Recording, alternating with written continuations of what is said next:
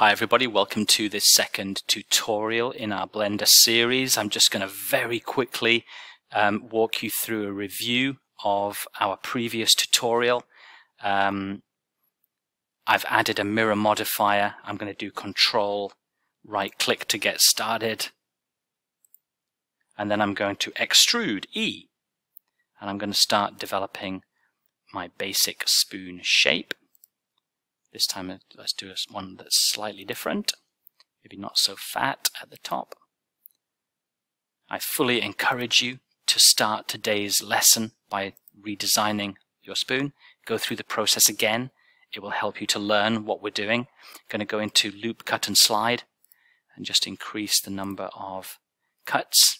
There we go. I'm going to do it again here and just put a few in, maybe 3. Then we'll do it again. Let's take that down. You can actually type the number in as well, I think, if you want, rather than dragging the mouse. Let's do another one here. And let's leave that as it is, that's fine. I'm just going to select everything, A, and deselect. I'm going to come out of loop cut mode, just back to normal select mode. I'm going to select that vertex and G to grab it, G, and I'm just going to change its position. I want to change the design of my spoon, and that's good. I'm happy with it. So I need to apply the mirror, so I go to object mode, I find the apply button, and we've applied the mirror. Now let's go back into edit mode. A few things we have to do. One is to join those, select and F. They are now joined. Just want to check that the bottom two are joined. Are they joined? Let's select G to grab and then just move them around. Yep, they are joined. Okay, so I'm happy with that. Let's zoom out.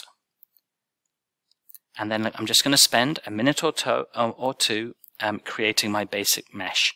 So FAA box, FAA box, FAA. And here we are, we're nearly there. Let's just finish that. And then we can move on. Okay, so we have a basic mesh. Now A to select everything, F to fill the faces. Now we're going to extrude E on the Z axis. Press Z on your keyboard and we can extrude. Not going to be a very thick spoon, we'll keep it thin, and this is where we finished in the last tutorial video. Now what we're going to do today is find a way to further develop the mesh. Now what we're going to do, we're going to add another modifier called subdivision surface. And you can see that things are starting to look a bit smoother, and we can add extra levels if we want to increase the smoothness. But I'm quite happy with that. That's nice. Let's go back into top view. I like it. I'm going to apply that modifier. Do you remember how to do that? Go into object mode, find the apply button, and then you can go back into edit mode and see what we've got. Look at that. We have a much more complex mesh. Now what I'm going to do, I'll just show you another little trick. I'm going to go into top view, select everything. No, I want to select these ones as well. I want to select the bottom of the spoon, not just those top ones. Let's go into wireframe view and do the same thing again. And now have a look. Look at that. We've selected everything. That's very useful. So there's another view option for you to play with. I'm just going to S to scale on the X axis. And let's just going to play with the design of my spoon a bit more. Okay. AA. I'm going to stay in this wireframe view. I'm going to do the same thing again. I'm going to select the head. Is everything selected? You bet it is. And we're going to do scale again on the x-axis again. Let's just fatten that out a little bit. Let's just have a look.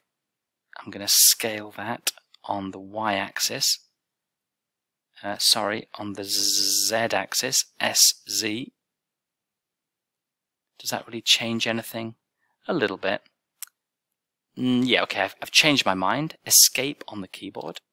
Let's go back to top view. This is what we've got. It's starting to look pretty funky. But what I really want is for my spoon to look more like a spoon by having a kind of a dip in the head. Okay? So let's go back to kind of solid view. Now then, let me show you a little bit of magic. I'm going to go into toggle quad view so I can see my spoon from different angles. I'm going to focus on this one. I'm going to go into vertex select, select a vertex, and turn on proportional editing. This is magic. Check this out. Now that I've selected that with my mouse, I'm going to grab it. G with the keyboard. G. Look what happens. Now I don't want to go that way on the x-axis. I want to only on the on the z-axis. So press Z on the keyboard. Now we are restricted to the z-axis. Look what happens. Can you see that? Now if we can change the proportional editing by scrolling the mouse wheel, we can mess around with that idea. Scroll on the wheel and move the mouse on up and down the z-axis. And let's see if we can create much more of a spoon shape. I think I'm pretty happy with that. Just going to go down to this part. I'm going to select and deselect everything. Select one. I'm already in proportional editing. Oh, there are some options here, by the way. I was in smooth. Let's just mess around. I'm going to do linear. Let's do linear. Let's see what happens. G to grab. I'm going to stay on the z-axis, Z, and I'm going to move my mouse up and down. Ooh, so that's not so smooth this time. It's much more sharp. Let's have a look at another one. In proportional editing, I'm going to go for sphere. I've already selected it. Let's grab it again, G, and let's move on the Z-axis, Z. Ooh, so that's even weirder. Whoa, we could, oh, okay, we could, oh, I kind of like it. That's funky. I got a funky spoon here.